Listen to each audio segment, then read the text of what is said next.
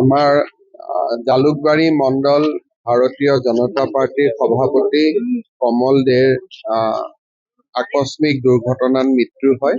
বহুদিনৰ পৰা আমাৰ লগত তেখেতে একেলগে কাম কৰিছিল, দলৰ হৈ কাম কৰিছিল, বৃহত্তৰ পাণ্ডুৰ সমাজখনৰ কাৰণে কাম কৰিছিলে আৰু মোৰ লগতো এক প্ৰকাৰ ক'ব গ'লে 1992-93 চনৰ পৰাই মোৰ লগতো একেলগে কাম কৰিছিলে।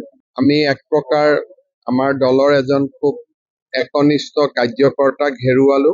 ব্যক্তিগতভাৱেও মই এজন মোৰ বহুত দিনৰ সতীৰ্থক হেৰুৱালো। তেখেতৰ পৰিয়ালক আমি সমবেদনা জনাবৰ বাবে ইয়ালৈ মই আজি আহিছিলো। পৰিয়ালৰ সকলোকে লগ পাই সমবেদনা জনালো আৰু বিদেহী আত্মাৰো সদ্গতি কামনা কৰিলো।